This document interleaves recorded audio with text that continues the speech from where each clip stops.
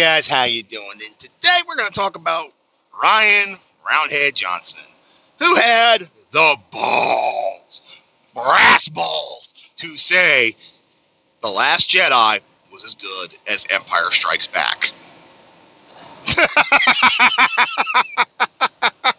What? What? What? No. Absolutely not. There is no fucking way you can sit there and objectively tell me The Last Jedi was good as Empire Strikes Back. No fucking way. Empire Strikes Back is a timeless classic and probably the very best out of any Star Wars. Now, is it my absolute favorite, Empire Strikes Back? No, it's my number 2, but I can objectively say it's the best on the lot. Now, why is it not my number 1? My number 1's Return of the Jedi. For the simple fact of the Battle of Endor, even with the Ewoks, is still objectively the best fight out of all of Star Wars, especially up in space. Because even when they went to the special edition for Return of the Jedi, they changed almost nothing at the initial starfight. They cleaned it up, they brought it up to better graphics, maybe changed a couple sounds or two, and added in a different exploding effect for when the Death Star 2 exploded, but other than that, same fucking battle. They just made the graphics better. Battle was perfect, as it was when it launched in 1983. And it was one of the best ship fights you will ever see. The model usage, everything was freaking amazing. But going back to Empire Strikes Back, it is still the best story out of them all. It had one of the best plot twists ever released in a movie. When the invader said, "Luke, I am your father." No, I am your. The first time you watch it, it's just so powerful. Even if you know it's coming, it's still that. Wow. Even to this day, if you've seen it 1,000 times, you still watch that scene, you still just get that chill and just go, that's still so cool. So awesome. But, yeah, I'm sorry. There is no objective or subjective way you are going to convince me The Last Jedi was better than Empire Strikes. Even if you love The Last Jedi, if you've seen Empire Strikes Back, you cannot. You're going to have to sit there and seriously convince me that Last Jedi was better. I mean, I'll have that debate. Anybody who wants to have that debate, I will sit down on a live stream and we can have that talk. I will take it anyone. And you can convince me. But let's look at The Last Jedi once again. God, I hate having to do this. Its story was crap. The premise was crap. The bad guys were crap. The good guys were crap. It was a big shit sandwich with some crappy cherries on top with the characters of Luke and Leia. I mean, the subplot was abysmal. Even people who defend The Last Jedi most say, yeah, the Canto Bight sequence was fucking retarded and stupid.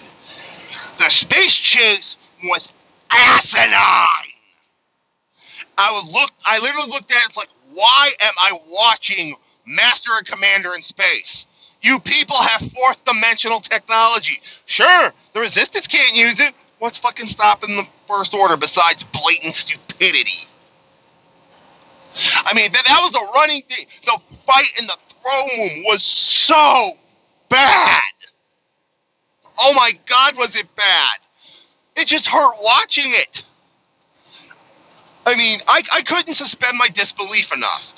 Even the hyperspace ram, as cool as it looked, I still couldn't suspend my disbelief, and I'm just like, okay, yeah, we're just throwing cannon right the fuck out the window. I mean, and here's the biggest reason, and I'm also including The Force Awakens and probably The Rise of Skywalker when it comes out, that this mess is so convoluted and so badly explained in terms of context that you need all the extra source material, which I'm sure is the plan, to try and make you spend more money, just to understand the backstory of the shit that's presented on screen.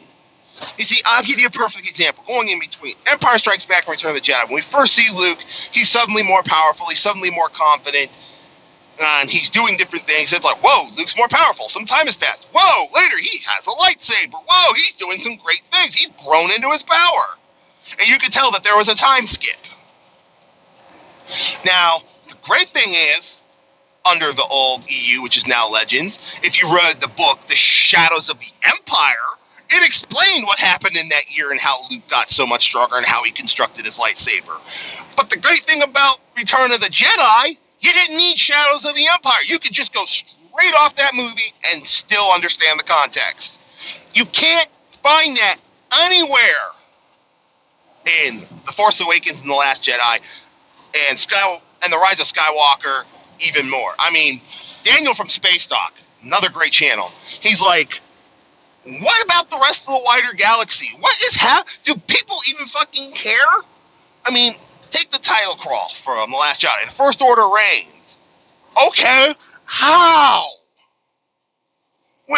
We've never seen their fleet. We've never heard of them. How the fuck they take over the goddamn galaxy? What, you're telling me that blowing up those 5 planets in the same solar system completely decapitated the New Republic and everybody was frozen and the First Order just waltzed right on in? That's it? That's all it took?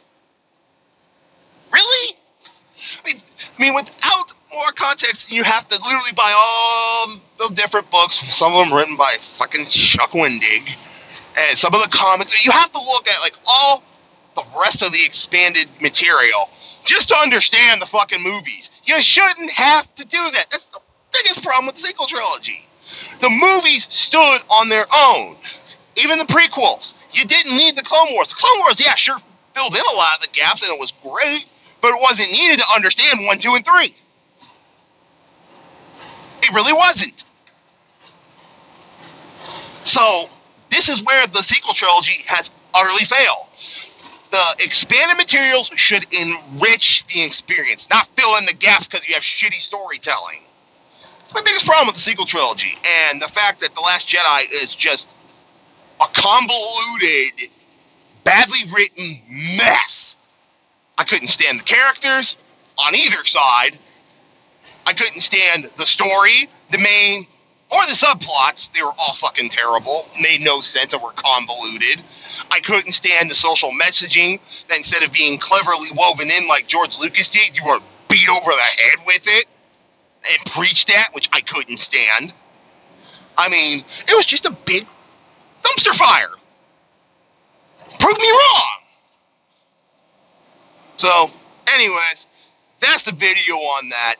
I just can't freaking stand the fact that Rian Johnson had the fucking brass balls to say Last Jedi was good as Empire Strikes Back. Yours. Oh, and to top it off with this new series of trilogy of movies, which now I'm even less convinced it's going to be made. He's trying to find the essence of Star Wars. Motherfucker, you just directed number 8. You should have known what the essence is before you even started filming that movie. The fuck you mean you need to find the essence of Star Wars? Jesus Christ! At least JJ, even though he has bad contextual storytelling, at least understood what Star Wars was, even though he just ripped off A New Hope beat by beat, repackaged it, threw in a couple of little bit of mystery box and put it on a screen, which he's going to do all over again in 9. At least he somewhat gets Star Wars. I do say somewhat. He does get Star Wars a little bit better than Rian Johnson, understand what Star Wars is supposed to be, even though he just rips off, repackages, and resells it. But anyways, that's the video today, guys. You let me know in the comments what you think, and I'll catch y'all next time.